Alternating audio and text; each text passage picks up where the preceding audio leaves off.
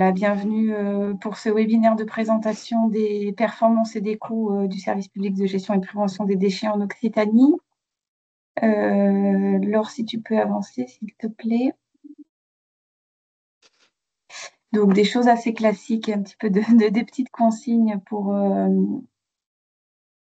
Alors, pardon.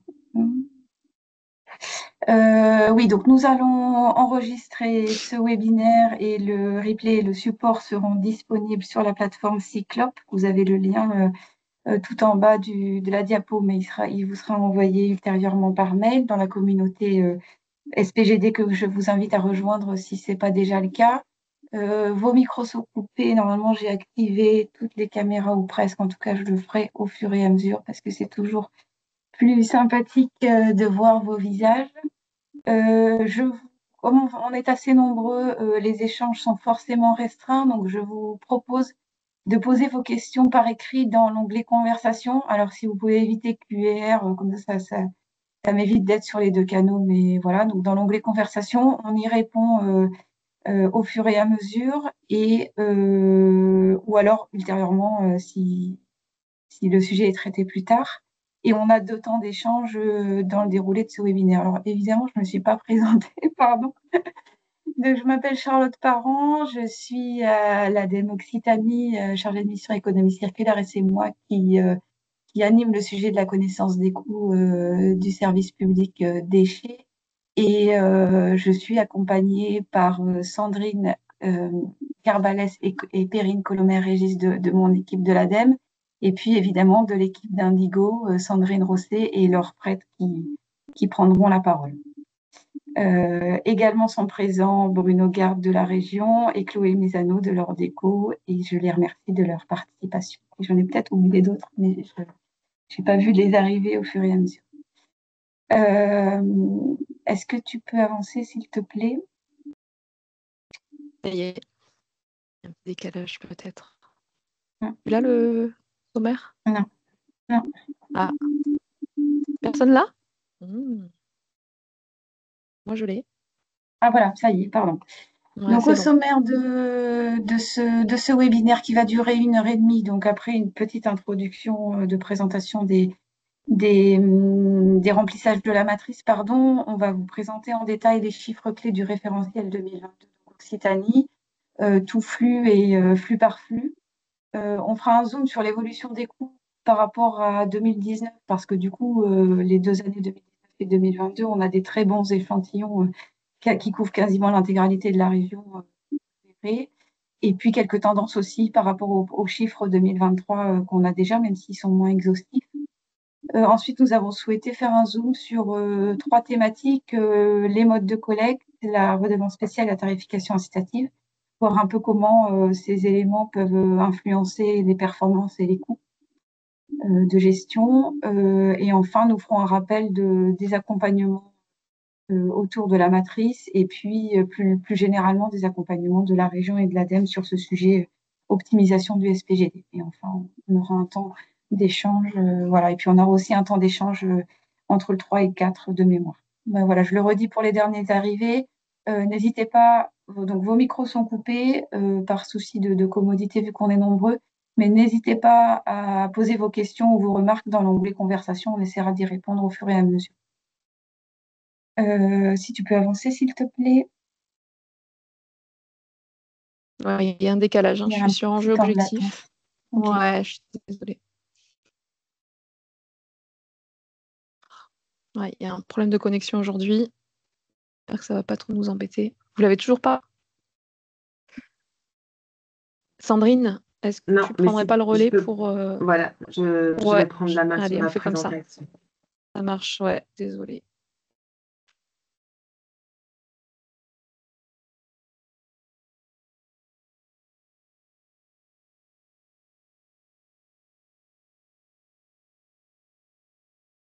Merci. Est-ce que tu peux le mettre en diaporama, s'il te plaît? Parce que là, on voit l'ensemble de...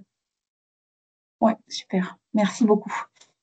Donc, cette petite introduction pour vous redire que l'enjeu pour l'ADEME autour de cette thématique de la connaissance des coûts, c'est d'accompagner les collectivités le plus possible dans le remplissage de la matrice, hein, puisque la matrice, c'est c'est l'outil commun, le cadre commun qui va vous permettre qui va nous permettre à tous d'avoir des résultats qui sont comparables entre collectivités, notamment entre même typologies de collectivités, puisqu'il y a beaucoup de variabilité, de dispersion pour des typologies différentes. Et voilà, l'intérêt d'avoir un cadre commun, c'est bien d'avoir des résultats qui soient avec des échantillons intéressants et suffisamment robustes pour qu'on puisse en tirer des éléments conclusifs. Et le fait de se comparer, de se situer, permet de voir l'éventail en fait des collectivités et de voir les marges de progression qui sont possibles selon évidemment les territoires. Donc on avait déjà un objectif 100% de matrice 2019 validé sur Sinoé, et ce qui est le cas là sur 2022 aussi. Là, les résultats qu'on vous présente aujourd'hui, s'il y a toujours du décalage, on est sur 2022. Donc là, vous voyez la progression nette depuis les accompagnements qu'on a mis en place côté ADEME notamment depuis l'année 2019, où on avait quasiment l'intégralité des 161 collectivités en charge de la collecte ou du traitement des déchets. 2022, on est donc à 93% de matrices validées, qui va constituer l'échantillon dont les résultats vous sont présentés aujourd'hui. Donc, très bonne représentativité. On est à 97% de la population. Et 2023, la dynamique se poursuit. Il y a encore un certain nombre de matrices qui ne sont pas terminées, mais voilà, Indigo est toujours là pour l'accompagnement. On le verra un petit peu plus tard. Donc, merci à vous pour le temps que vous consacrez. Je sais que c'est chronophage, surtout qu'il y a parfois du turnover dans vos équipes et c'est parfois compliqué d'assurer cette mission en continuité. Mais en tout cas, merci à vous tous pour le temps consacré à ce remplissage et à l'exploitation, évidemment, parce que au-delà du simple remplissage de l'outil, ce qui compte, évidemment, c'est que vous appropriez les résultats. Est-ce que tu peux avancer, s'il te plaît, Sandrine? Alors, j'ai avancé, donc j'espère que ça... Il y a toujours un petit décalage. Ah, c'est lourd. Oui, c'est étrange. Bon, en tout cas, je peux te laisser la parole. Ouais. Je te laisse la parole pour nous présenter les chiffres clés 2022. Merci. Oui. Merci, Charlotte. Donc oui, on va partir sur les chiffres clés du référentiel 2022, comme vous présentez, Charlotte, dans le sommaire. Donc, on va attendre un tout petit peu que ça passe. C'est bien, on ralentit un peu. Aujourd'hui, bien. Mais pas trop non plus. Ah, ça y est.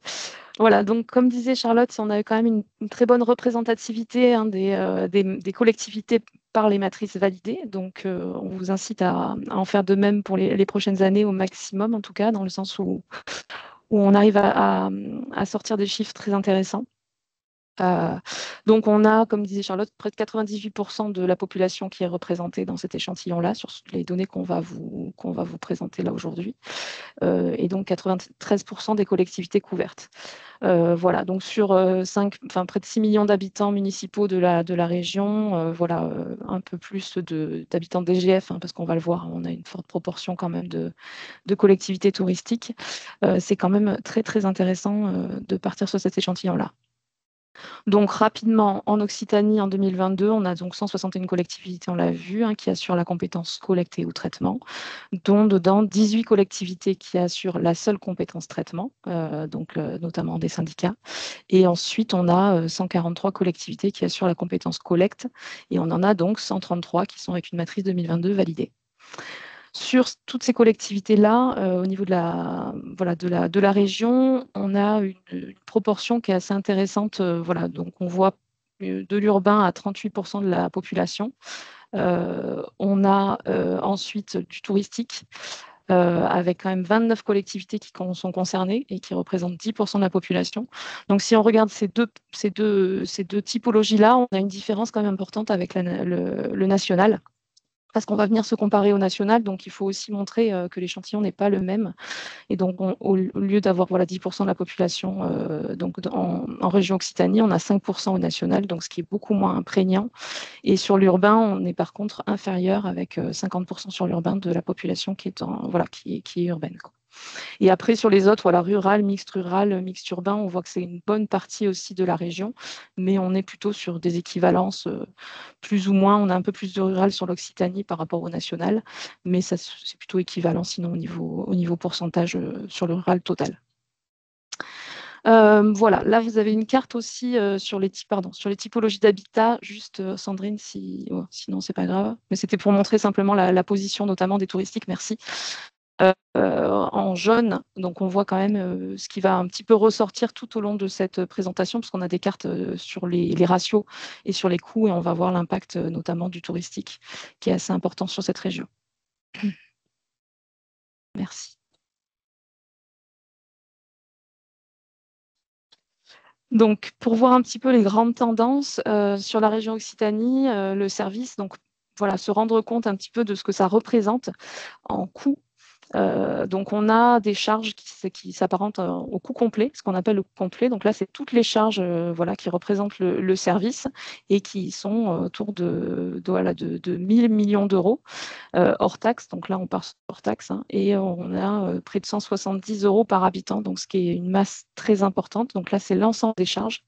Et à ce coût complet, on va venir retirer les recettes qui correspondent donc aux produits industriels que vous pouvez avoir, soutien ou aide, et là qui sont 23 euros par habitant, donc 140 millions, donc on vient déduire ce coût complet, qui nous permet ensuite de définir le coût aidé hors taxe, là qui est quand même à 881 millions d'euros encore, donc voilà, et c'est avec cette donnée-là qu'on va venir vous comparer. Voilà, comme ça on enlève tout ce qui est TVA pour pouvoir comparer du comparable, et là on est à 145 euros hors taxe par habitant en 2020. Ensuite, on rajoute la TVA qui est environ 8-9 euros par habitant au global, sur donc 52 millions d'euros, pour avoir le coût aidé TTC qu'il va falloir recouvrir ensuite par des contributions ou autres. Et là, on voit sur l'Occitanie qu'on arrive à une couverture de 101% de mémoire. Voilà, qui va arriver, donc un montant des contributions qui arrive à couvrir finalement l'ensemble du service. Mais ça, on est d'accord que c'est au niveau global sur l'ensemble de la région. Et évidemment, ça dépend des collectivités. Voilà comment fonctionnent un petit peu ces coûts. Et nous, on va se concentrer notamment sur ce coût aidé hors taxe pour chacune des typologies, départements ou au niveau de la région au global, par flux, etc. Vous allez le voir tout de suite juste après.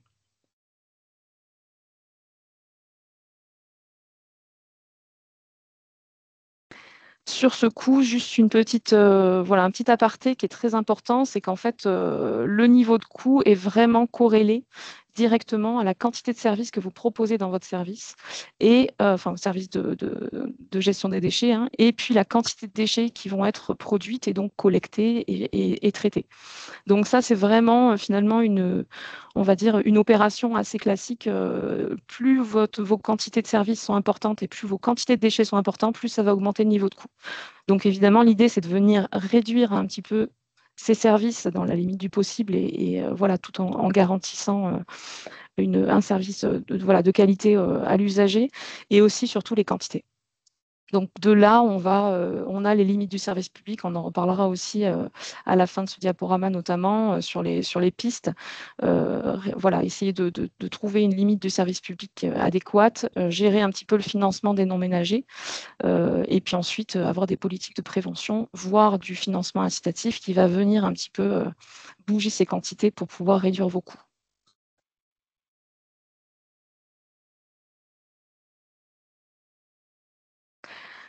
On fait un petit rappel en amont avant de présenter des données. Quelles sont ces données? Qu'est-ce qu'on prend comme données? Donc évidemment, on va se focaliser sur le coût qui va être, comme j'ai dit tout à l'heure, en euros hors taxe par habitant et par an, donc sur l'année 2022, et les performances qui vont être les ratios, en kilos par habitant et par an.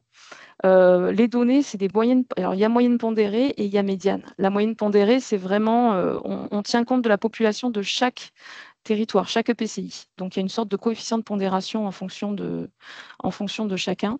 Et donc, c'est des indicateurs qui sont très représentatifs du territoire. Donc, cette moyenne-là, on l'utilise pour les valeurs départementales et régionales. Donc ça, c'est vraiment des valeurs de territoire. Donc ça, c'est les moyennes.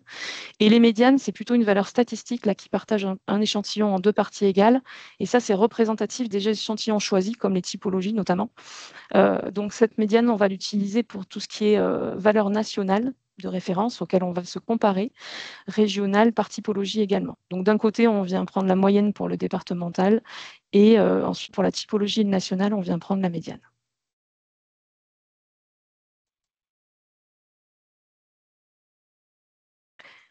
Donc, si on part sur l'analyse un petit peu par flux, on va d'abord regarder justement le tout flux. Donc, le tout flux, c'est tous finalement l'ensemble des déchets hors gravats, mais tous confondus. Voilà. Donc, on enlève les gravats parce que ça vient avoir un poids prépondérant.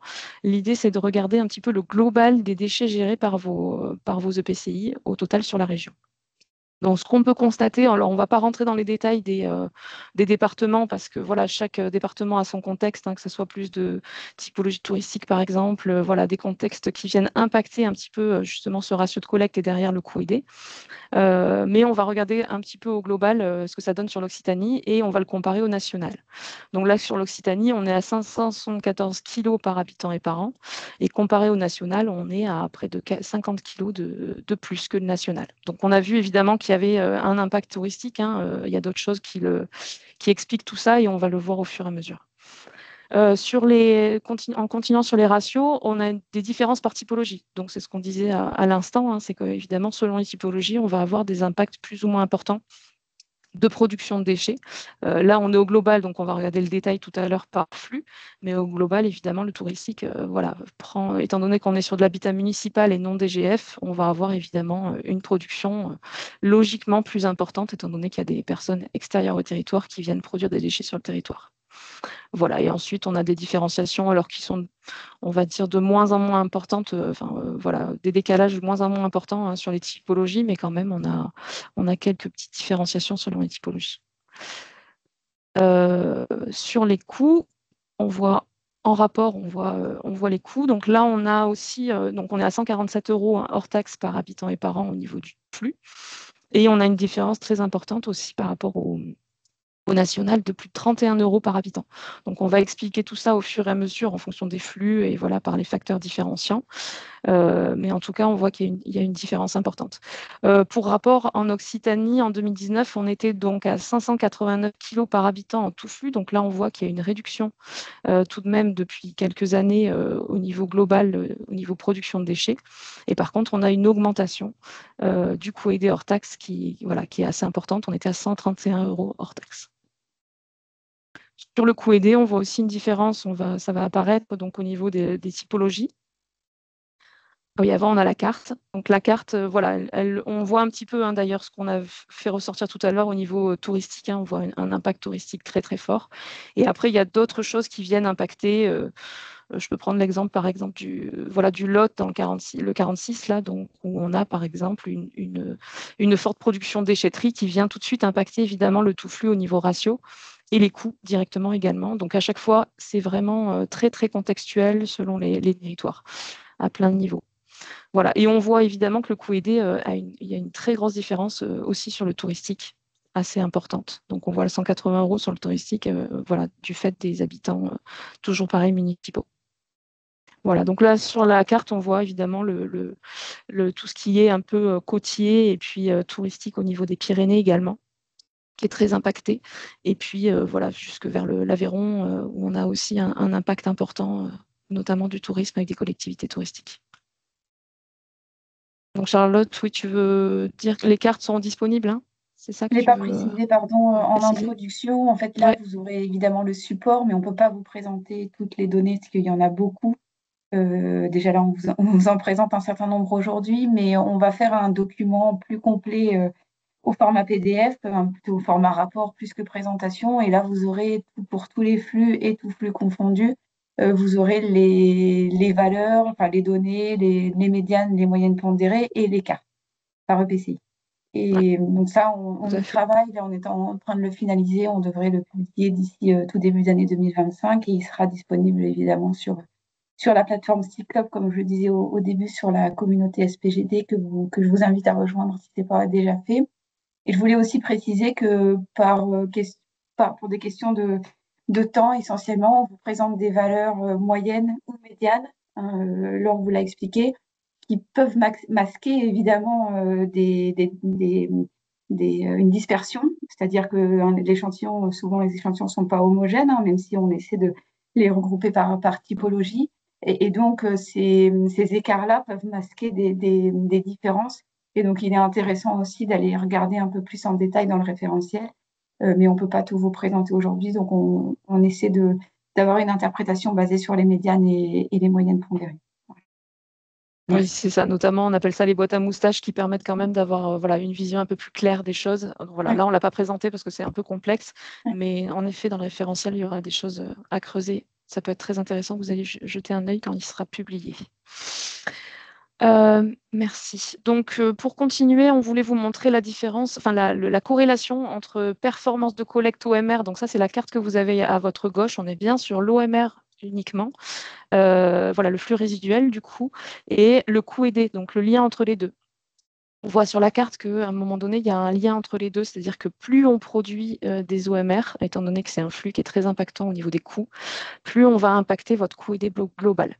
Voilà, tout flux, ce qu'on appelle le coût aidé tout flux. Donc il y a un lien direct entre l'OMR et le coût aidé global. Il y a une tendance aujourd'hui, mais surtout au niveau national, pas encore trop sur Occitanie, à avoir une corrélation aussi avec le flux déchetterie, puisqu'on a une sorte on a quand même une baisse globale, on va le voir tout à l'heure, des OMR légères, mais on a un transfert un petit peu sur les déchetteries aussi, et donc il y a le flux déchetterie qui vient aussi pas mal impacter le coût aidé global, notamment au niveau national, et c'est quelque chose, c'est une tendance voilà, qu'on observe. Donc ça, c'est important de l'avoir en tête. Donc voilà, cette corrélation-là, en tout cas, elle est hyper importante. Donc plus vous allez baisser vos quantités voilà, d'OMR, plus vous allez impacter rapidement le coût, notamment voilà, avec la baisse du coût de traitement et du coût de collecte. Voilà, vous avez donc là la répartition. Donc c'est un petit peu ce qu'on a constaté tout à l'heure hein, sur le côté aussi touristique et puis autres, mais vous avez surtout la moyenne, donc 259 kg d'OMR par habitant et par an. Donc là aussi, on est au-delà au niveau du national. Et puis, on va le voir dans le détail tout à l'heure. Et le coût aidé, on l'a vu tout à l'heure, avec 31 € par habitant en plus.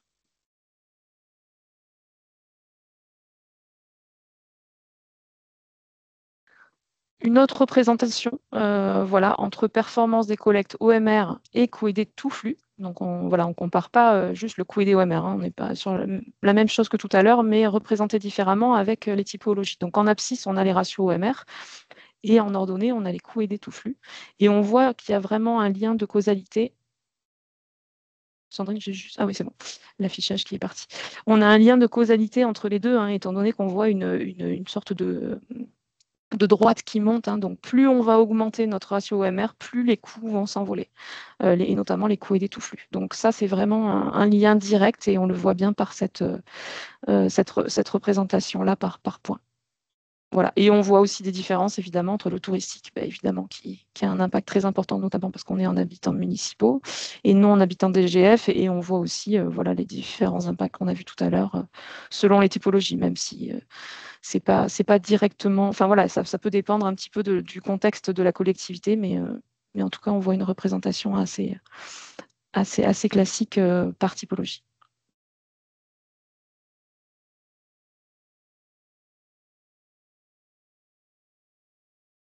Donc, je vais poursuivre. Sandrine, oui, voilà, c'est ça.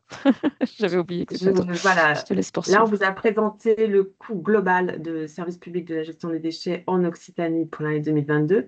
Maintenant, on va essayer de s'intéresser aux différentes composantes de ce coût et en regardant un petit peu les principaux flux, ordures ménagères, emballage et papier, le verre et les déchetteries.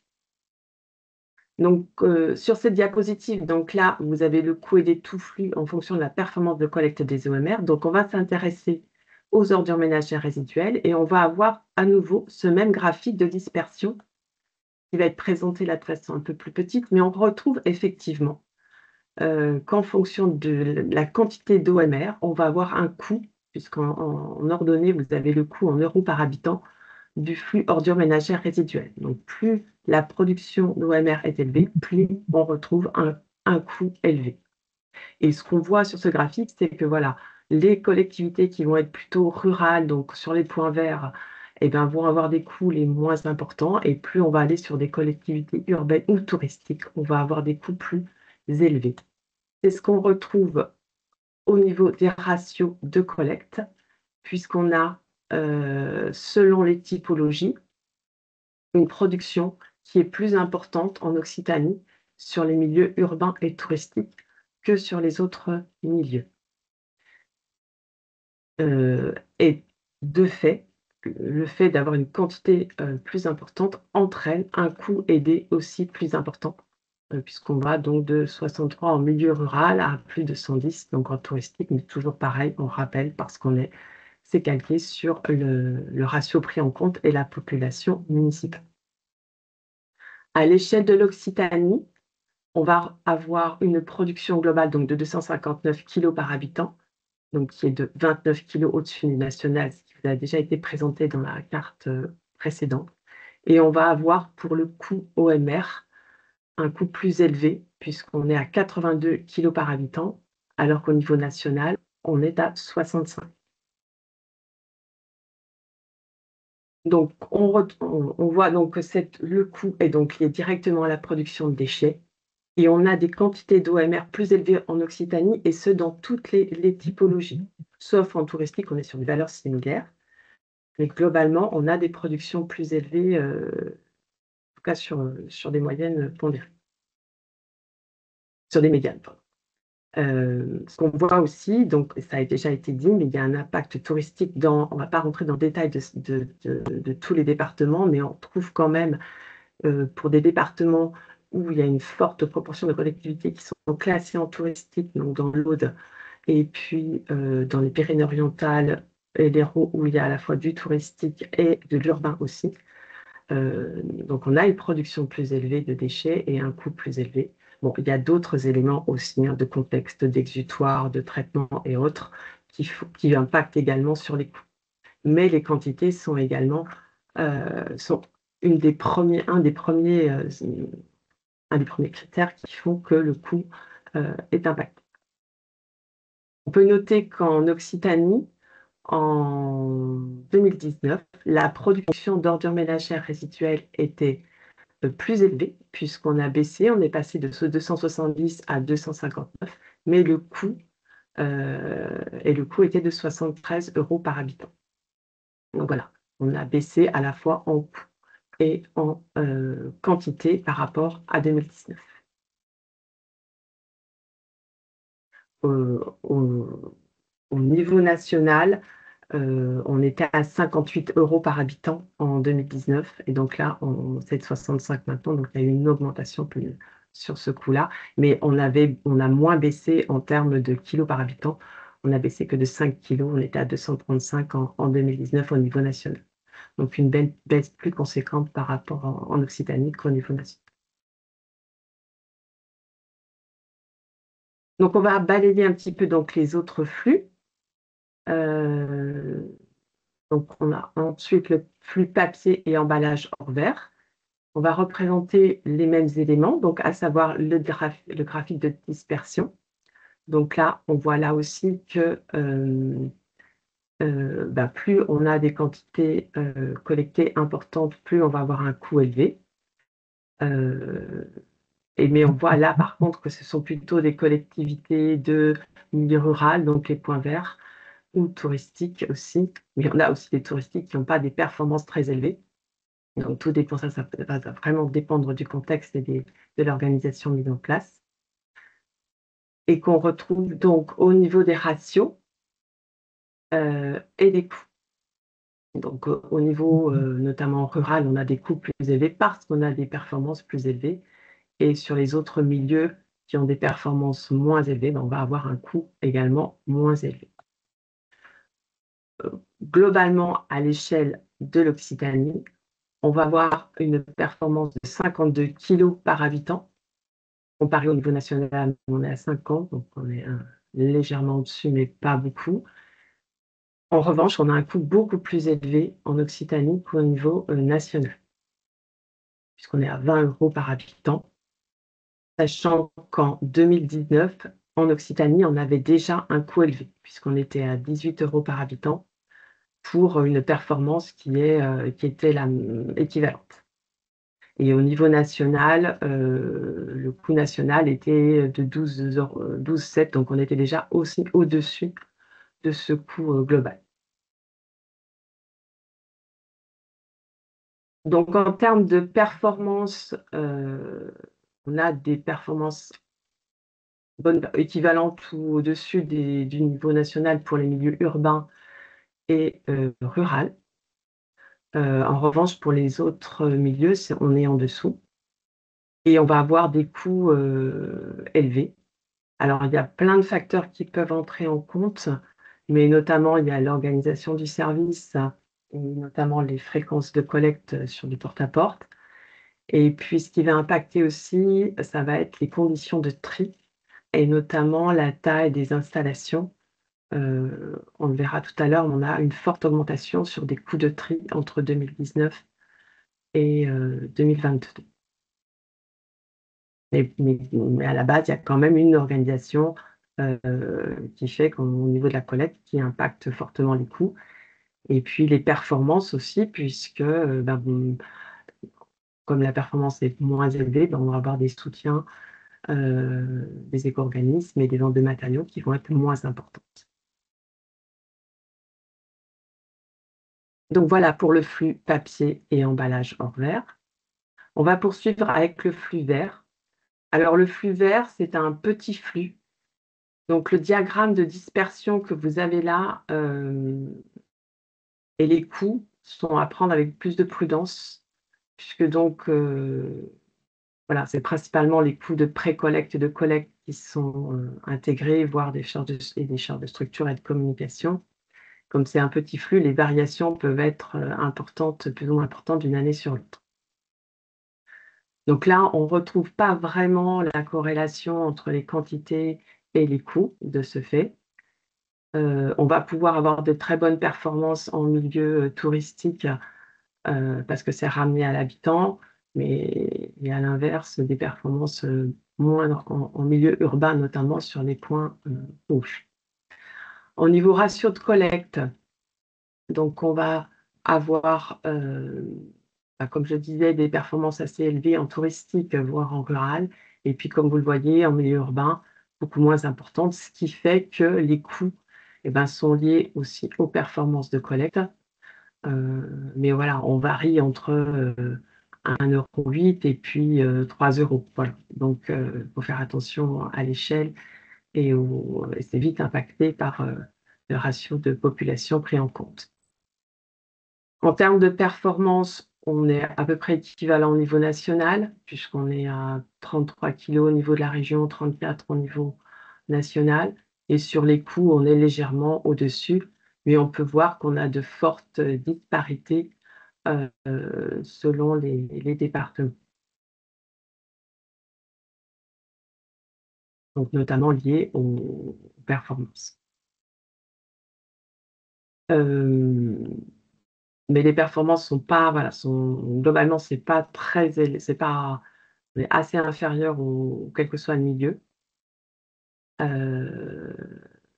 Et notamment sur les collectivités touristiques, où là, on présente un ratio à 49, on a l'impression que c'est élevé, mais en fait, au niveau national, on est à plus de 60 kg en milieu touristique.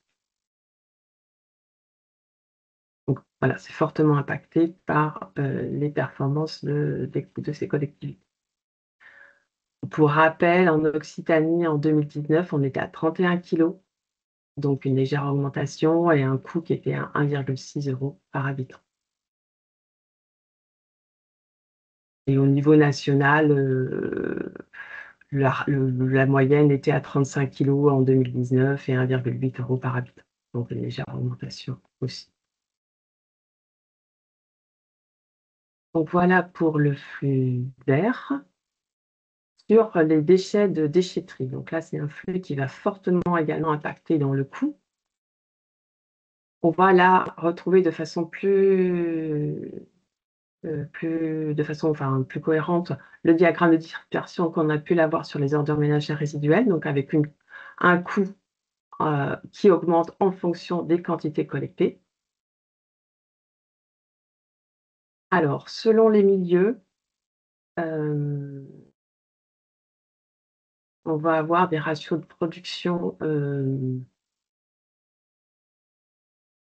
plus ou moins élevés, et c'est notamment en milieu urbain qu'en général, on a des des productions qui sont moins importantes.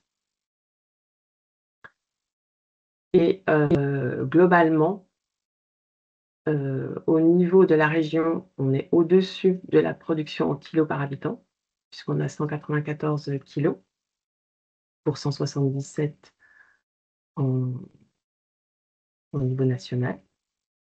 Et on est aussi au niveau des coûts légèrement au-dessus, puisqu'on est à 32 kilos par habitant pour 28 kilos au niveau national. Alors là, pour analyser ces coûts, il faudra vraiment rentrer dans le détail de l'organisation, puisque c'est fortement lié au nombre de déchetteries, au maillage, aux conditions d'accès. Les quantités sont liées aux conditions d'accès, notamment des professionnels et des usagers sur les déchetteries, aux exutoires qui existent sur les territoires, et puis également au développement des filières REP. En 2022, voilà, certaines REP n'étaient pas encore en place partout sur toutes les déchetteries, même notamment la filière DEA qui capte un certain nombre de déchets. On va pouvoir aussi, alors on ne va pas rentrer dans le détail de tous les productions par département, mais on peut quand même noter que voilà, il y a des départements, comme le disait Laure tout à l'heure, notamment le 46, avec une production très élevée, ainsi que dans l'Ariège. Dans le 46, c'est vrai que voilà, il n'y a pas forcément d'offres privées de déchetterie sur le territoire. Donc les déchetteries publiques accueillent notamment tous les professionnels. Je ne vais pas indiquer l'évolution par rapport à 2019. On a une augmentation des flux en déchetterie. On a vu tout à l'heure que globalement, on avait des performances à peu près équivalentes au niveau des emballages du verre. On avait une diminution sur les ordures ménagères, mais on a une augmentation sur les déchetteries. Et le coût également a augmenté de 5 € par habitant. Donc c'est vrai que les déchetteries deviennent un poste important. En tout cas, la part des déchetteries augmente, c'est ce qu'on va voir ensuite.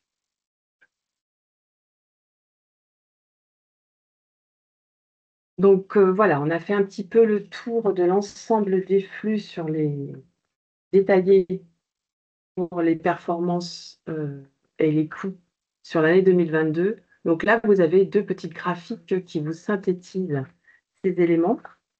Donc sur nos 147 € par habitant de coûts aidés, les ordures ménagères représentent le coût le plus important avec 56% du coût, c'est le graphique de gauche, pour 45% des tonnages pris en charge. Et ça, c'est à peu près équivalent à ce qu'on a au niveau national, puisque les OMR, au niveau national, c'est 56% du coût aidé pour 45% des tonnages.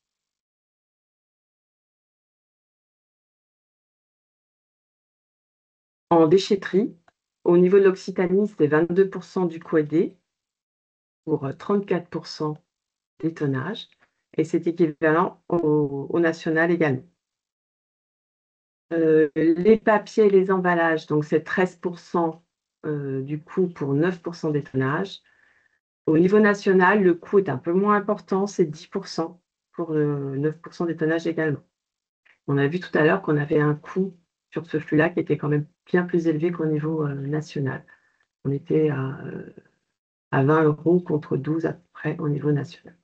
Et ensuite, on a les autres flux que vous pouvez aussi avoir au niveau de vos collectivités, qui représentent 7% du coût aidé contre 8% au niveau national. Donc, dans les autres flux, ça va être la mise en place de collectes spécifiques, notamment pour des cartons de professionnels, de verre, d'encombrants auprès des usagers, de collecte en porte-à-porte déchets verts, et également si vous acceptez aussi des professionnels sur vos installations de traitement, mais vous n'assurez pas la collecte de ces flux. Enfin, tout ce que vous faites pour les professionnels, en gros, est indiqué dans ces autres flux. Peut-être Voilà, donc genre, une petite remarque en complément. oui, On se rend compte en Occitanie, et c'est valable aussi au niveau national, que le flux déchetterie, il prend de plus en plus de place, en termes de répartition des tonnages collectés, année après année, parce que là, on est à plus du tiers collecté par le service public qui concerne les déchetteries. Il y a même certaines collectivités où on monte à 50%, des performances entre OMR et déchetterie qui deviennent équivalentes. Ouais. Donc les déchetteries, ça devient vraiment, notamment avec la mise en place des REP, le, un exutoire privilégié des déchets pour évidemment assurer un meilleur tri et un meilleur recyclage derrière. Oui, tout à fait. Et pour compléter aussi sur les autres flux, on n'est pas, enfin voilà, l'Occitanie n'est pas décalée par rapport au national, en tout cas sur les autres flux, hein. On est à peu près dans les mêmes pourcentages et les mêmes performances et coûts. Donc, c'est pas, voilà, il n'y a pas plus de services en Occitanie qu'ailleurs au niveau national, en tout cas.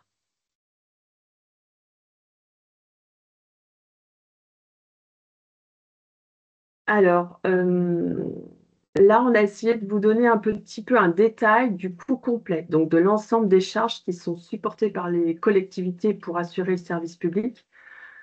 Donc, ce qu'on voit, vous avez sur ce graphique les principales lignes de ce qu'on retrouve dans la matrice des coûts.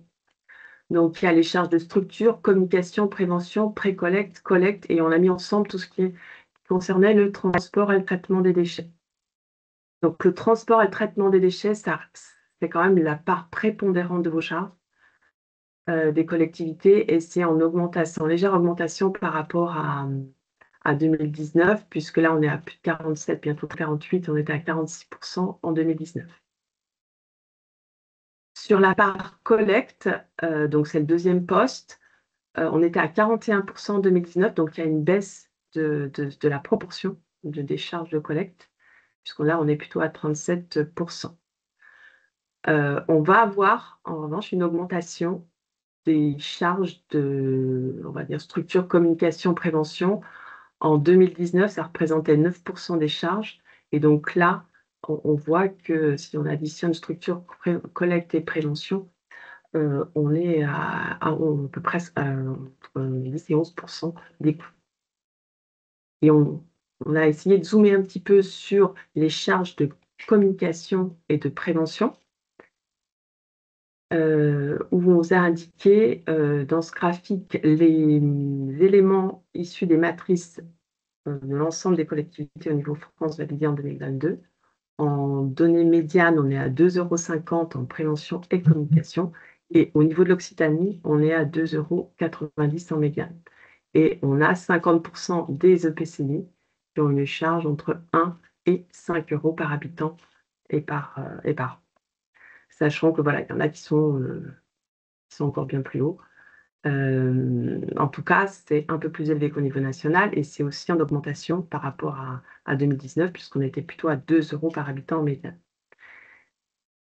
Et point important qu'on n'a pas montré là, puisqu'on est bien sur le référentiel des coûts 2022, mais les données qui ressortent sur les premières matrices qui ont été validées en 2023 font apparaître également une augmentation encore assez conséquente des charges de prévention et de communication.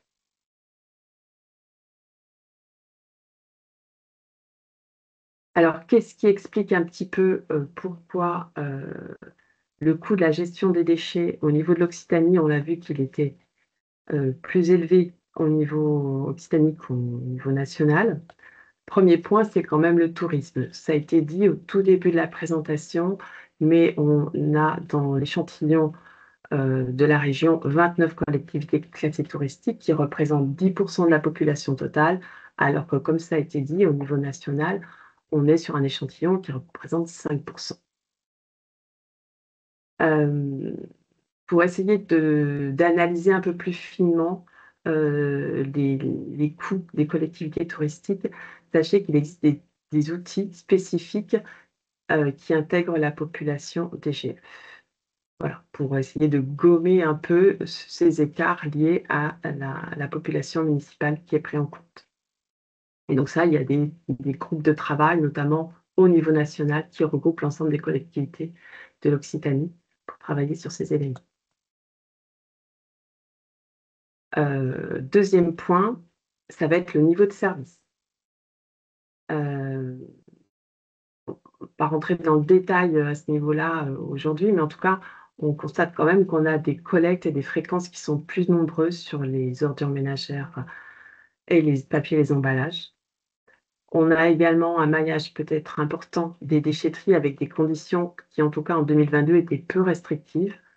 Et il y a également donc des services complémentaires. Donc pour ça, en termes de levier d'optimisation, il y a déjà des réductions de fréquences qui sont à étudier.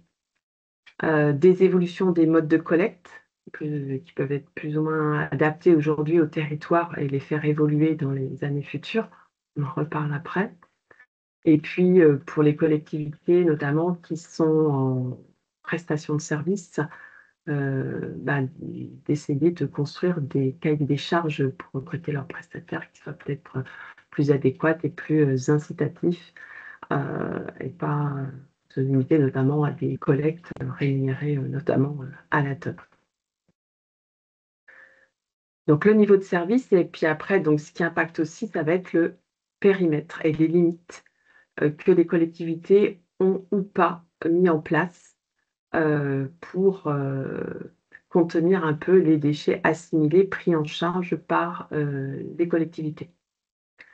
Parce que donc, on rappelle, mais les collectivités ont l'obligation d'assurer le service auprès des ménages et ensuite tout ce qui est assimilé, elles peuvent rendre le service, mais elles doivent en tout cas fixer une limite à ce service. Et puis, il y a la participation aussi, qui peut être participation au financement du service rendu, qui parfois n'est pas, voire souvent, qui n'est pas suffisante, et notamment les conditions de mise en place de la redevance spéciale. Et sur l'accès au service, c'est aussi les conditions d'accès que vous avez ou pas mis en place sur vos déchetteries. Ce qui ressort aussi, c'est qu'aujourd'hui, le financement incitatif du service, il est très peu développé en Occitanie, puisque là, on s'est comparé aux données nationales, et dans les données nationales, il y a quand même un certain nombre de collectivités qui ont mis en place une tarification incitative avec un pourcentage, notamment avec le pourcentage à l'échelle nationale, je pense qu'il est plus élevé en termes de collectivités en financement incitatif que ce qu'il y a aujourd'hui sur la région. Donc là, il y a toujours la possibilité de lancer des études pour la faisabilité d'une tarification incitative. Dernier point, ce sont les moyens et les actions qui sont limitées autour de la prévention et de l'évitement des déchets. Donc, comme on l'a vu dans la diapo précédente, aujourd'hui, en 2022, les montants attribués à la communication et à la prévention avaient augmenté, mais néanmoins étaient encore relativement limités, même si, on a vu comme ça a été dit en 2023, a priori, c'est quand même des choses qui sont plus largement mises en place par les collectivités. Sachez qu'en tout cas, qu'au niveau de l'Occitanie, il y a un certain nombre de collectivités qui sont quand même engagées dans la mise en place de leviers d'optimisation. On vous a donné sur cette diapositive quelques exemples de collectivités qui avaient mis en place pour les différentes thématiques présentées d'optimisation des éléments, que ce soit au niveau des réductions des fréquences, que ce soit au niveau des évolutions des modes de collecte adaptés au territoire, sur de la collecte, notamment développement de la collecte d'apport volontaire sur certains territoires, la construction de cahiers des charges, et puis donc tout ce qui concerne la limitation du service, la mise en place ou l'optimisation des redevances spéciales, les conditions d'accès en déchetterie, Et puis, il y a quand même quelques collectivités donc, qui ont lancé des études sur la tarification incitative. Et il y en a certaines qui sont aujourd'hui en tarification incitative au niveau de la région, notamment l'agglomération du Gard rhodanien et la Comcom du Minervois au Gard. Et après, il y a des moyens de prévention de gestion des déchets. Alors, c'est vrai qu'il y a eu beaucoup d'actions menées sur le tri à la source des biodéchets, et on traite dans cette thématique-là, mais pas que. Voilà, il y a d'autres actions qui peuvent être envisagées au niveau de commerce engagé ou autre.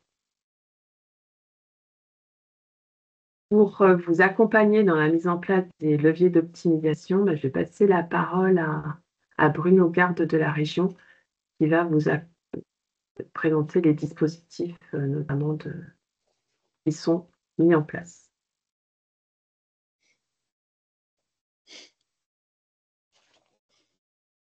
Merci Sandrine, merci Laure, merci Charlotte.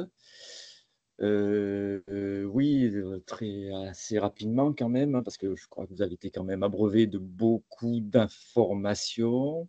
Il y en a beaucoup aussi à venir pour mieux comprendre et mieux connaître ces coûts et voir sur quel levier vous pouvez agir pour aller plus loin.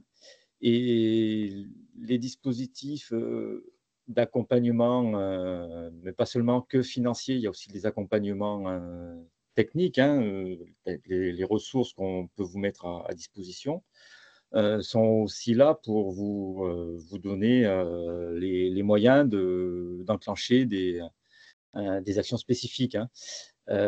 Comme ce sujet, comme l'accompagnement technique qui est proposé là, par Indigo et ADEME pour mieux connaître les coûts.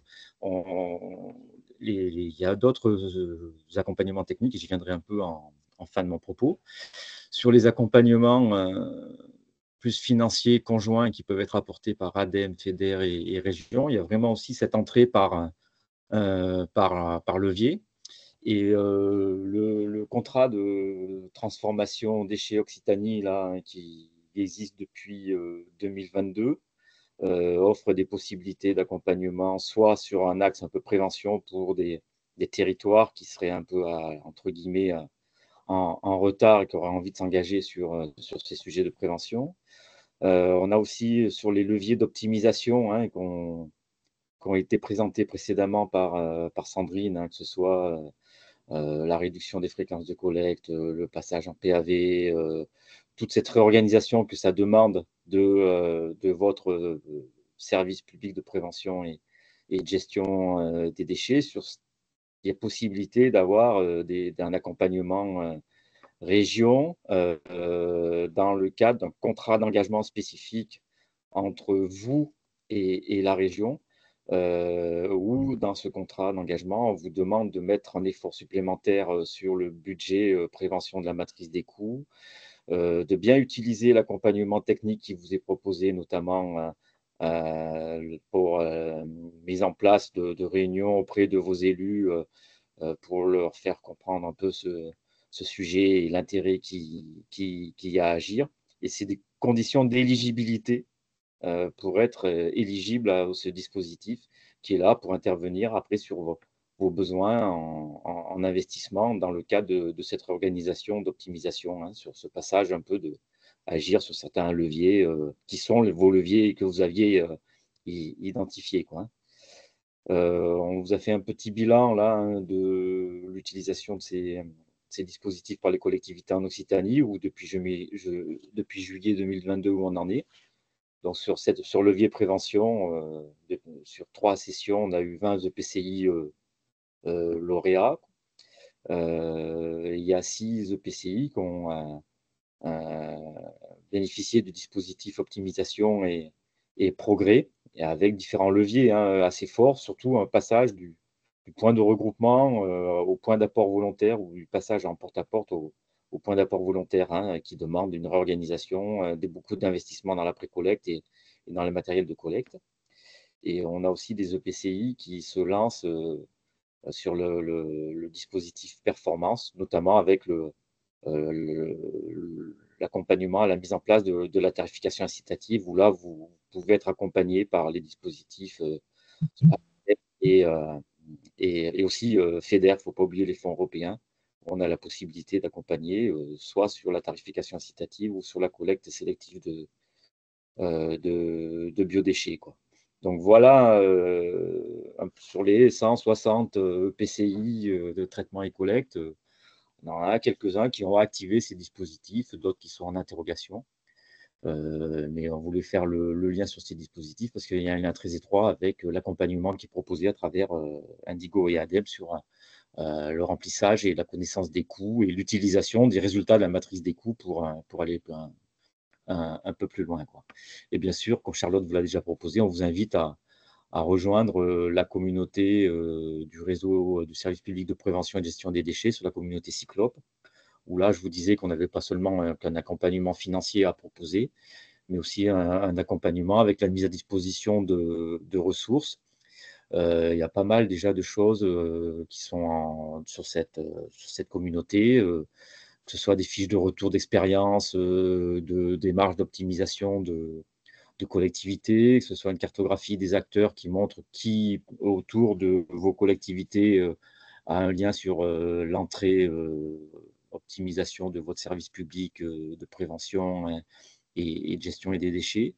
Et on envisage aussi d'aller un peu plus loin sur différents sujets en mettant en place, renforcer un peu ces retours d'expérience avec différents sujets qui peuvent être des rencontres techniques avec des visites de sites de collectivités qui feront le retour d'expérience, comment ils ont mis en place l'optimisation de leur service en modifiant leur système de collecte, leur système de pré-collecte. C'est des choses qui sont prévues au printemps 2025. Hein, on organisera ça bien sûr conjointement avec l'ADEME.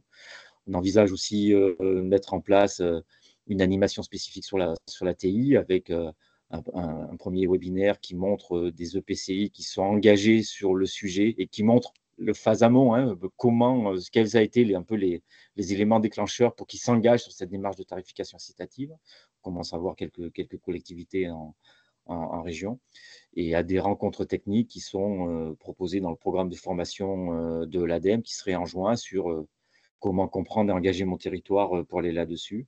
Et on réfléchit avec Citeo et l'ADEME à peut-être mettre en place des voyages d'études en Occitanie. Alors, peut-être partie ouest, partie ouest.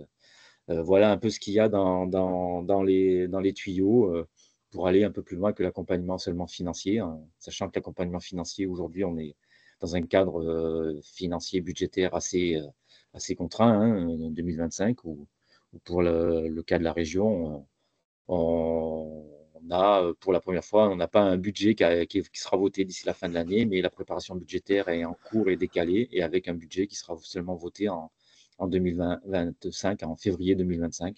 Donc, pour voir comment on va prolonger ces dispositifs, quoi. Voilà. Et aussi, une autre information qu'on peut vous donner, hein, c'est que l'année 2025 aussi un changement, parce qu'on va rentrer dans une phase de dématérialisation de nos dispositifs au 1er janvier 2025. Si on continue encore ces dispositifs. Voilà les éléments qu'on voulait vous apporter en complément du sujet coût, connaissance des coûts, et voir comment l'Occitanie se situe par rapport au niveau national et comment ça a évolué depuis 2019. Et l'action donc continue. J'aurais tendance à dire la suite au prochain numéro. Voilà, si Charlotte, tu vas rajouter des choses un peu dispositifs ADEME. Merci Bruno. Effectivement, 2 mots sur les dispositifs financiers ADEME. Alors nous, on a des budgets aussi qui se restreignent, mais l'accompagnement des services de prévention et de gestion des déchets reste une des priorités en Occitanie. Et donc sur la quasi-intégralité des leviers d'optimisation qui vous ont été présentés, que ce soit les études d'optimisation globale du service, la tarification incitative, des contrats de performance déchets, c'est-à-dire des contrats de collecte qui introduisent des clauses de performance. Sur le périmètre du service, et notamment la mise en place ou l'actualisation d'une redevance spéciale, c'est des prestations sur lesquelles vous pouvez avoir un accompagnement financier de l'ADEME. Donc, n'hésitez pas à revenir vers vos correspondants territoriaux dont on vous précisera le détail en fin de webinaire et sinon sur le site Agir pour la transition.fr. On a un petit temps d'échange qui est prévu. On est un petit peu en retard sur le timing. Il n'y a pas de questions particulières dans les conversations. Est-ce que quelqu'un, on peut se prendre 2 minutes, est-ce que quelqu'un souhaite réagir ou a une question par rapport à ce qui a été présenté? Je vous propose de lever la main vu que vous ne pouvez pas ouvrir vos micros.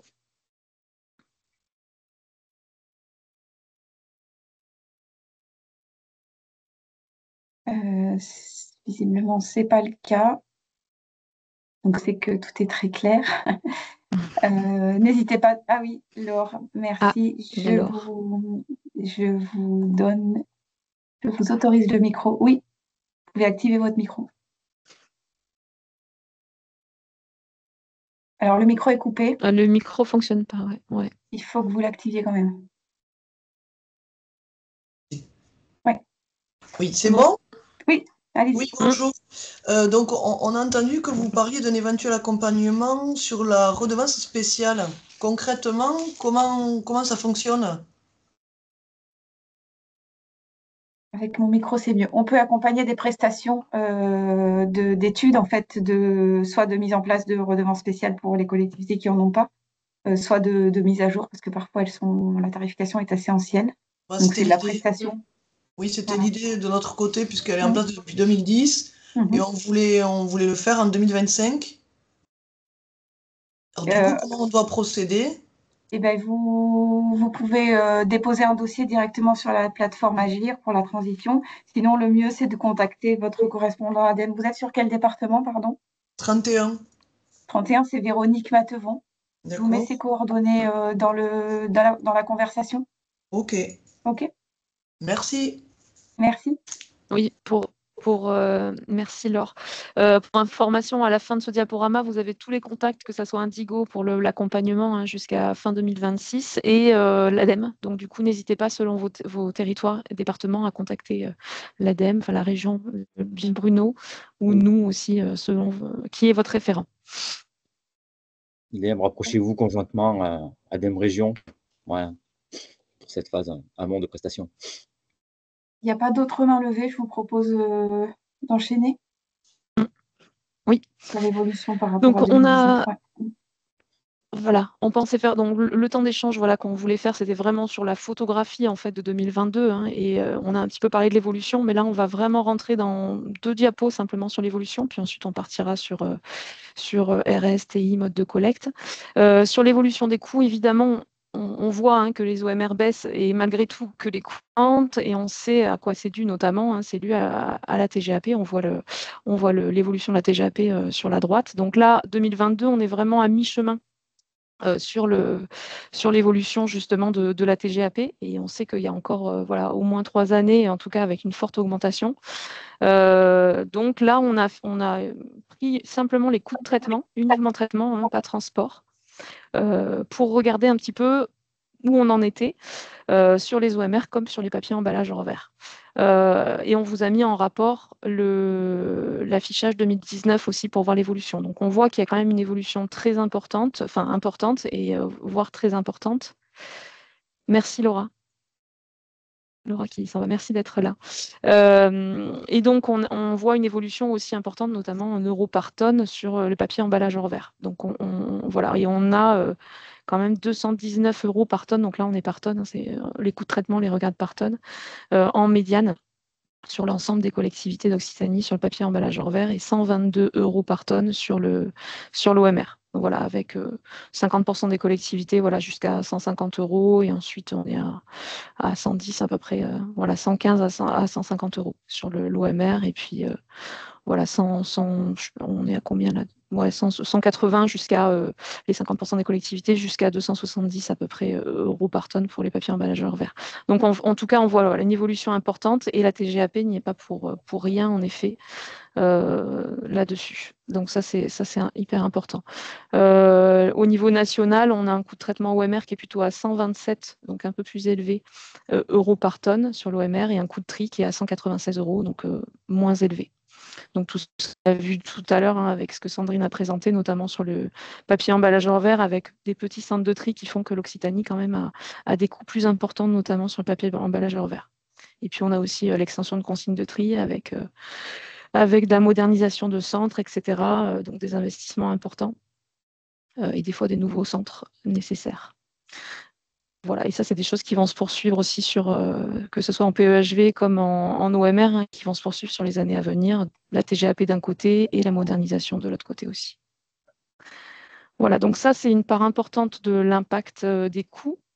Et Sandrine, si tu peux avancer. Voilà, donc là, on regarde l'évolution des coûts du service au global, hein, cette fois-ci en Occitanie.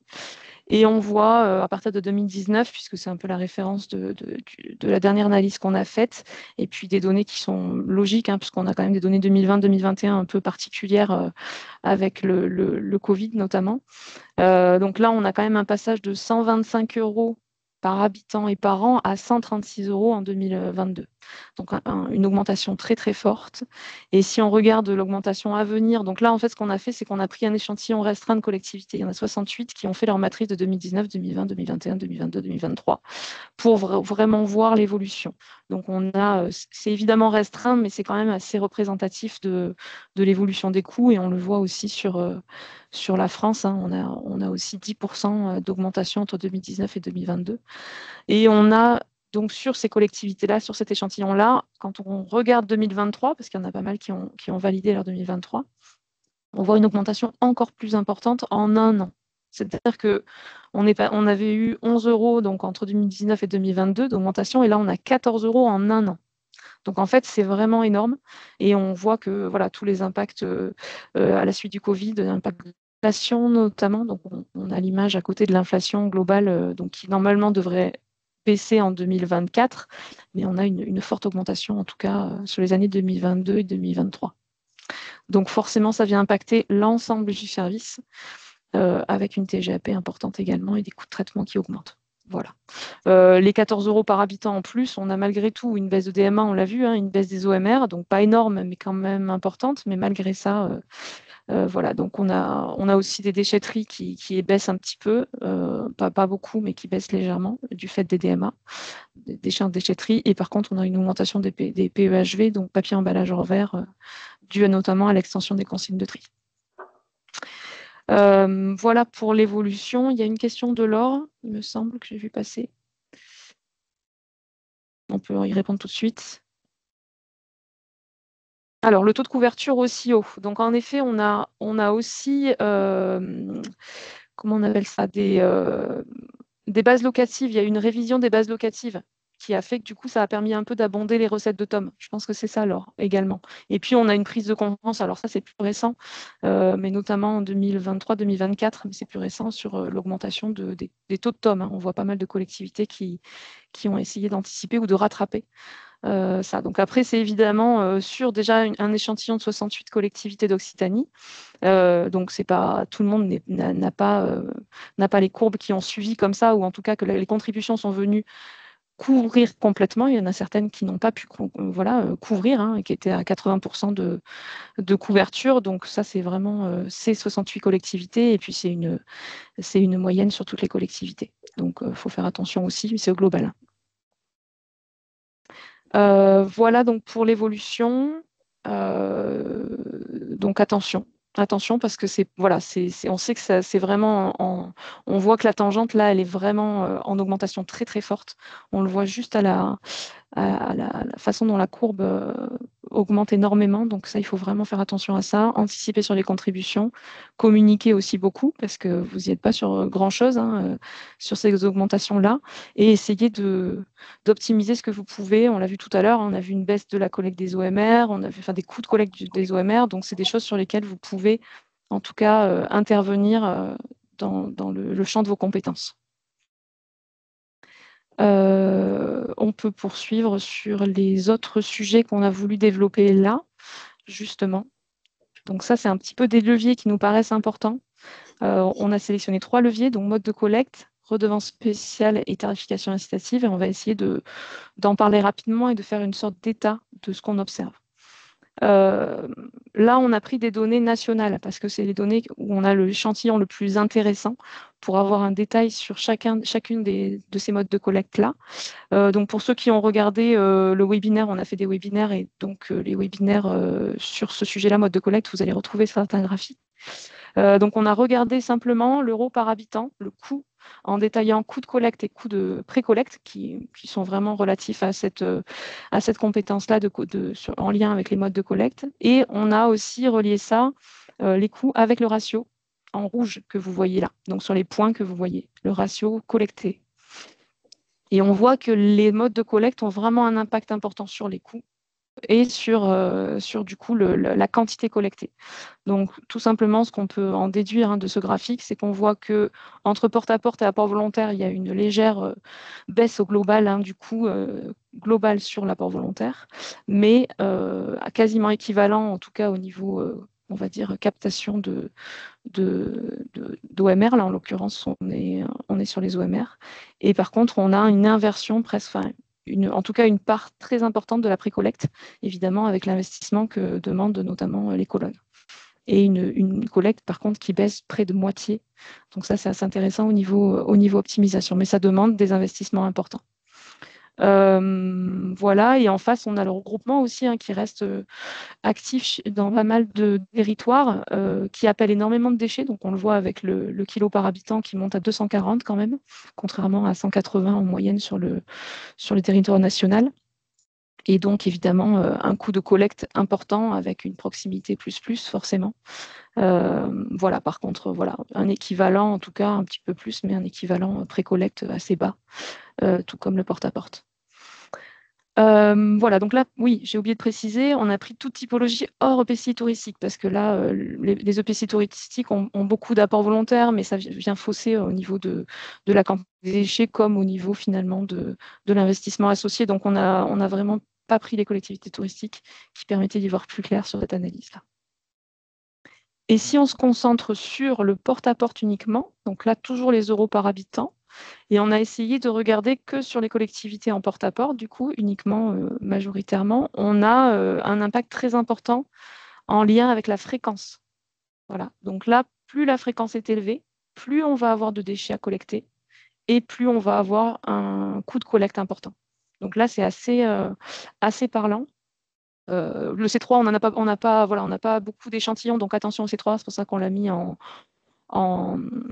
plus clair, mais quand même, on voit tout de suite entre rien que le C2 et le C05 l'impact que ça peut avoir sur les quantités collectées et sur le coût de collecte. Donc là, voilà, clairement, aujourd'hui, c'est un des leviers, je ne vais pas dire facile, parce que c'est jamais facile de changer les habitudes, mais un des leviers qui impacte facilement sur le porte-à-porte, en tout cas, les coûts de collecte et donc les coûts du service. Et la baisse des quantités. Voilà, sur les OMR, on peut faire le même travail sur les recyclables. Et sur les recyclables, on a des échantillons plus importants en plus en apport volontaire, parce que c'est vrai que sur l'OMR, l'apport volontaire est en plein développement, on va dire 2023, voire 2024. Donc on aura des échantillons plus importants, mais en 2022, c'était encore pas très notable. Et là, on voit donc un impact très important sur notamment la baisse du coût entre apport volontaire et porte-à-porte. Par contre, on voit aussi qu'il y a une baisse de la captation. On passe de 60 kg, vous voyez les points rouges là, à 42 kg par habitant et par an. Donc on voit là par contre qu'on y perd à ce niveau-là.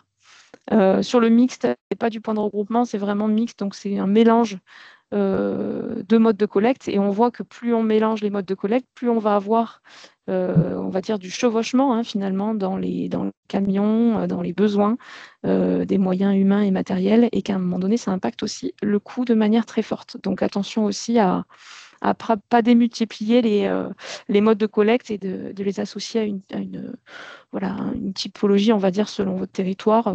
Il peut y avoir 2 modes de collecte, mais attention à ne pas trop superposer les modes de collecte. Voilà sur ce qu'on peut dire de ces modes de collecte-là. Et on peut aussi y amener des informations un peu plus, on va dire, qualitatives, entre guillemets, parce qu'évidemment, chaque mode de collecte a des avantages et des limites. C'est pas parce que ça coûte moins cher que c'est idéal. L'idée, c'est vraiment de s'adapter à son territoire et de voir ce qui est le plus logique selon votre typologie, selon votre contexte, il y a énormément de choses qui rentrent en ligne de compte.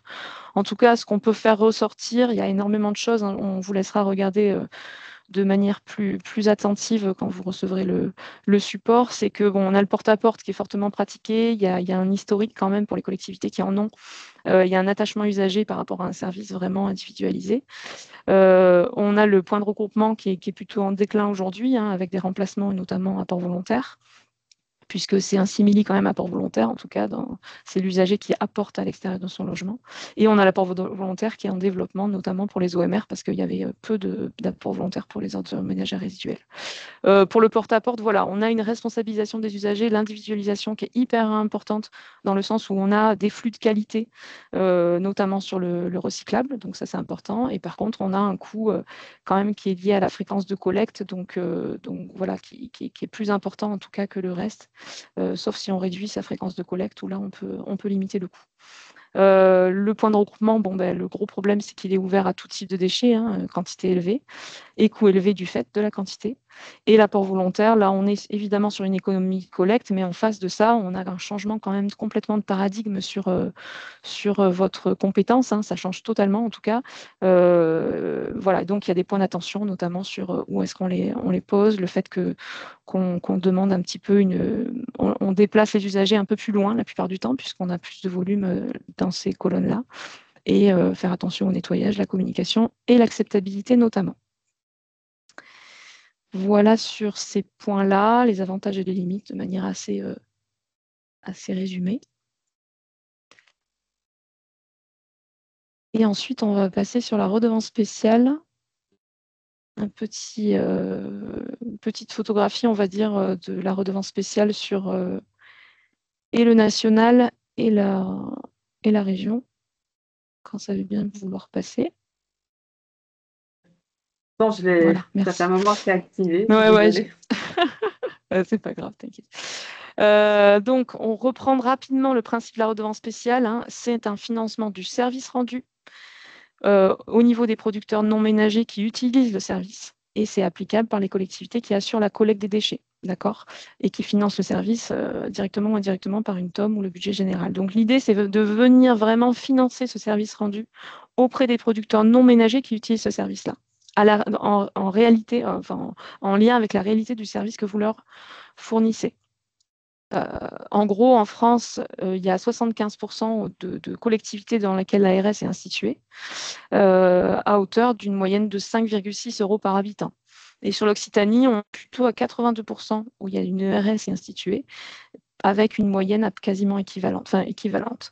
Par contre, ce qu'on observe, c'est que les redevances spéciales sont souvent des redevances spéciales assez historiques qui ne financent pas le service rendu clairement. Donc si on regarde par rapport au travail qu'on fait, notamment dans l'accompagnement des mises en place de redevances spéciales, et quand on voit des vraies redevances spéciales, et on va le voir juste après, une vraie RS, c'est à minima 10 € par habitant. Donc on voit qu'on est quand même loin d'un objectif un peu minimum d'essayer de financer le service rendu.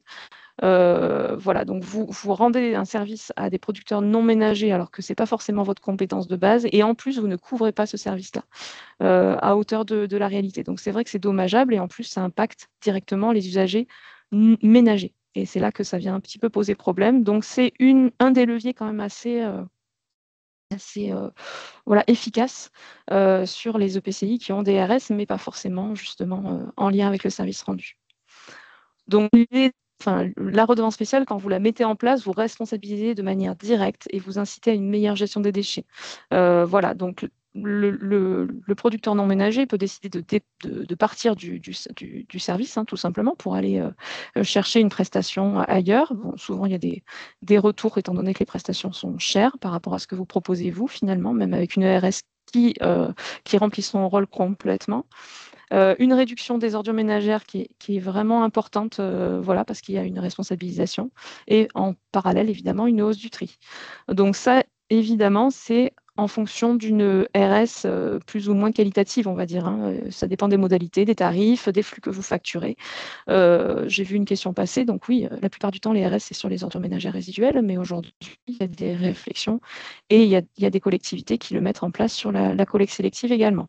L'idée étant de ne pas non plus tout transférer, voilà, et de faire attention également sur la production de recyclables.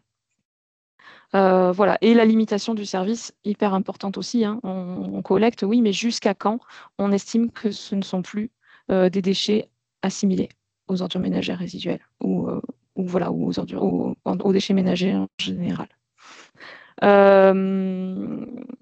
Et ensuite, voilà, la recette complémentaire, on disait un minima 10 €, ça peut monter à 20 € par habitant facile, voire plus, hein. Et donc, ça vous permet aussi une meilleure équité fiscale ça permet sur votre territoire d'avoir une meilleure équité fiscale entre producteurs non ménagers et ménagers. Et évidemment, une maîtrise des coûts directement du fait des contributions plus importantes. Donc, vraiment un levier important. On va passer sur un levier un peu plus, on va dire, lourd, mais sur la tarification incitative, faire un petit bilan de ce qui se passe sur le territoire. Bon, excuse-moi, il est 11h24. Je te propose d'accélérer un tout petit peu si tu veux bien. Je vais essayer d'accélérer, ça marche. Qu'on prenne trop de retard. Merci. Ok. Alors, j'attends quand même la diapo. Je suis désolée, mais j'ai partagé depuis un moment. Ouais, c'est marrant, hein. J'ai l'impression que ça ralentit le webinaire, le côté webinaire. Bon, sinon, je démarre un petit peu sur l'explication et on va la voir arriver. Ouais. En tarification incitative, donc au 1er janvier 2024, on a au global sur le national, on a plus de 7 millions d'habitants. Donc là, on est en 2024, hein, pas 2022. 7 millions d'habitants et 219 collectivités qui sont en tarification incitative. Et on a 30 collectivités et 4 millions en cours de mise en place. Donc il y a quand même une montée un peu en puissance de cette tarification incitative. Sur l'Occitanie, on est en 2022 à 4%. Et c'est marrant que ça ne veuille pas venir. Voilà, donc on est un petit peu en retrait par rapport à certains territoires, hein, notamment Grand Est, Bourgogne-Franche-Comté, Pays de la Loire, voilà, qui sont très en avance et avec des pionniers. Mais il y a quand même une progression importante. Et voilà. Donc voilà la carte avec des couleurs plus ou moins denses. Ouais, tu peux y aller sur le prochain du coup. Vas-y. Et on voit une part de la population couverte, voilà, qui est plus ou moins importante avec l'Occitanie qui se retrouve quand même voilà, un peu décalée avec ses 4%. On a une diapo ensuite qui présente l'avancement 2023. D'ailleurs, je crois qu'elle est masquée. Bon, on va y passer. Mais en soi, en 2023, voilà, on a une couverture importante qui augmente au niveau des collectivités d'Occitanie. Donc, ça bouge énormément. Et notamment, on a 45 études réalisées qui couvrent 52% de la population totale. Donc, il y a vraiment un déploiement qui démarre avec plus ou moins de difficultés pour certaines. Et puis, des passages en tarification incitative, en TOMI ou en ROMI, voilà, selon les études qui ont été faites. On peut aller sur la prochaine, j'imagine. Voilà, super. Donc, rapidement, les performances et coûts de la tarification incitative en France, de manière globale, c'est des données tendancielles nationales, donc attention.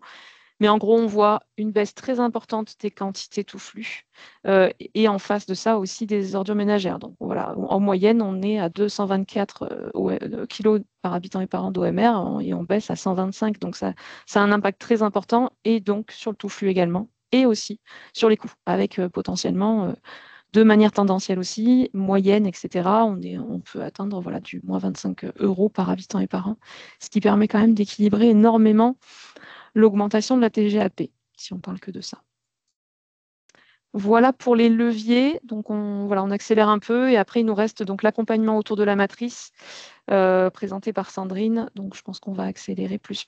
Vous en connaissez déjà une bonne Peut-être, partie. Laure, on a une petite question de Laure aussi sur Ah oui. est-ce qu'on connaît le coût de la collecte des pros, alors peut-être plus le coût de la redevance perçue, je ne sais pas, en porte-à-porte sur de l'habitat rural, mixte rural. Là, C'est comme des ça, données qu'on ne doit un pas peu avoir. Ouais, compliqué, voilà. Laure, mais 1 euro par habitant, c'est ça que tu voudrais, Laure? Ouais, une sorte d'euro par habitant. Bah, ça, c'est des choses qu'on peut regarder, mais après, là, voilà, en moyenne, on est à 5-6. Après, on n'a pas l'information. Alors, si, on Oui, l'a on a en vu, ouais. rural, mais on n'a pas porte-à-porte. Rural, on avait 4 euros, mais au niveau national, Laure. Mais après, voilà, ce qu'on te dit, c'est que c'est plutôt, enfin, les vrais RS, c'est plutôt beaucoup plus que ça, quoi, par rapport au service rendu. Et tout ça, il faut se fier à votre matrice, hein. Ma matrice vous donne des euros par tonne que vous transformez ensuite en euros par litre, et ça vous permet de voir comment calibrer votre RS. C'est surtout là-dessus qu'il faut se baser, sur votre service rendu, pas sur ce qui se passe au niveau national. Je te laisse la parole, Et Sandrine. Laure, ouais. Oui, alors je ne sais pas, est-ce que la diapositive sur le dispositif complet apparaît ou pas? Oui, Oui, c'est bon. oui, c'est bon, tu peux y aller. Donc là, en fait, je pense que vous connaissez déjà un petit peu tout ce dispositif, mais voilà, sachez qu'il y aura à nouveau des sessions de formation qui seront proposées en distanciel en 2025. Pour l'instant, les sessions ne sont pas ouvertes. On vous accompagne toujours au niveau du remplissage de la matrice avec, et derrière, donc, vous saisissez votre matrice sur Sinoé. Et derrière, donc, des réunions pour l'animation, pour analyser vos matrices, pour valoriser, pour en ressortir les éléments importants. Et donc, il y aura également des référentiels qui vont être mis à disposition, dont le prochain référentiel national et également le référentiel national de l'Occitanie 2022. En plus de l'accompagnement dans le cadre de ce cadre-là, il y a des ateliers au niveau national réservés, enfin ciblés en tout cas, sur des comités des communautés urbaines, des collectivités en secteur touristique, des métropoles ou des syndicats de traitement. Vous aurez le support, donc vous aurez à nouveau l'ensemble des dates qui sont proposées, notamment pour 2025. Au niveau de l'accompagnement, donc Indigo peut vous proposer en Occitanie, il y a toujours l'accompagnement individuel, le remplissage en distanciel. On vous a proposé des journées d'accompagnement en 2024, on va les refaire en 2025. Et puis, donc sur les mois de avril, mai et juin, vous aurez une newsletter en janvier qui vous indiquera les dates de ces prochaines réunions où vous pourrez vous inscrire. En tout cas, retenir les dates déjà. Et puis, on redit, mais vous avez la possibilité de présenter les résultats de vos matrices des coûts aux élus. Donc, n'hésitez pas à revenir vers nous pour nous solliciter pour vous présenter ces éléments. Et puis, donc, on a fait des ateliers thématiques pour accompagner les collectivités et des journées de valorisation des coûts. Rapidement, donc sur 2025, donc voilà, c'est un petit peu ce qu'on a dit ici. Donc, les ateliers thématiques, c'est les webinaires que vous avez de 2 heures avec des prochaines sessions donc sur février-mars. Et puis donc l'accompagnement des matrices qui commencera sans doute au mois d'avril. Et on remettra ça également sur le début de l'année 2026. Oui, je me permets de réinsister, excuse-moi, Charlotte, mais sur le côté newsletter. Donc, regardez bien les newsletters qui vous sont envoyés par l'ADEME parce qu'il y a tout qui est dedans. Voilà, donc on fait des rappels souvent, mais l'idée, c'est que tout est dans la newsletter, hein. Toutes les inscriptions possibles, tout ce qui est proposé, tout ce qu'on vous présente là un peu rapidement, sera dans la newsletter ADEME, donc ne la loupez pas. Parmi tous vos nombreux mails, on le sait, mais c'est important. Merci. Charlotte, est-ce que la On te laisse conclusion, le tu mot veux de la la faire fin? ou pas, si Oui, tu le mais sens? très rapidement, parce Ouais, qu'on a déjà légèrement ouais, vas-y. débordé. Bah, je pense que vous l'avez tous compris et vous y êtes certainement tous aussi confrontés au quotidien. Voilà, des augmentations de coûts notables, très importantes, hein, des pentes qui s'infléchissent vraiment très récemment, 2022-2023. On a vu plus 11 euros, plus 14 euros sur Grand Est, par exemple. Donc, ça devient quand même un peu vertigineux. On l'a dit, à la TGAP, au coût de l'énergie, etc. Mais pas, voilà, il y a beaucoup de facteurs. Et donc, voilà, il est sans doute plus que jamais nécessaire d'engager pour les collectivités qui ne l'ont pas déjà fait des vraies questions de fond sur l'organisation du service et le financement. On a beaucoup parlé périmètre, on a beaucoup parlé optimisation, notamment avec des fréquences de collecte. Il y a des leviers aussi plus ou moins faciles à activer, mais en tout cas, on voit qu'au niveau national, ça bouge quand même beaucoup. Et donc, pour connaître les leviers les plus adaptés à vos territoires, à vos collectivités, ben voilà, l'intérêt, l'outil matrice a tout son intérêt en cela. Donc, l'ADEME continue à vous accompagner. Hein, vous l'avez vu jusque mi-2026 avec le marché en cours. Notamment, je le redis, hein, la présentation de vos résultats à vos élus, alors pas uniquement les résultats 2022, mais tout l'historique de remplissage de vos matrices, elle est possible sur un format qui est à déterminer avec vous. Donc, n'hésitez pas à revenir vers votre conseiller Indigo. Et voilà, c'est peut-être aussi le moment en période préélectorale, j'allais dire, parce que c'est peut-être un peu abusé ce que j'ai dit, mais en tout cas, en préparation du changement de mandature, d'essayer de prendre le temps de faire les études préalables nécessaires à des changements assez importants de services, mais qui peuvent être vraiment porteurs d'effets.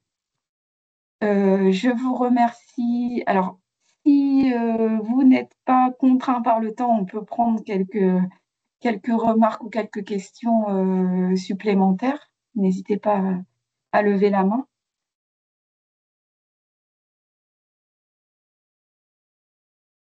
J'active vos micros si vous avez des questions. Merci Laetitia, bonne journée également. Oui, je pense qu'on a tous des agendas très chargés, donc je ne vois pas de main qui se lève. Merci beaucoup pour votre participation. Sur le support, donc la diapositive suivante, ce sont les rappels des contacts Indigo ADEME qui ne va pas tarder à arriver, j'en suis sûre. En tous les cas, vous aurez le support sur la plateforme Cyclope ainsi que l'enregistrement. N'hésitez pas à revenir vers nous, hein, que ce soit ADEME, Région ou Indigo, sur voilà, des besoins que vous auriez sur vos territoires, sur ces questions d'optimisation du service. Bonne journée à tous. Merci de votre participation encore une fois. Passez de bonnes fêtes également. Une bonne fin d'année et à très bientôt. Merci. Merci à tous.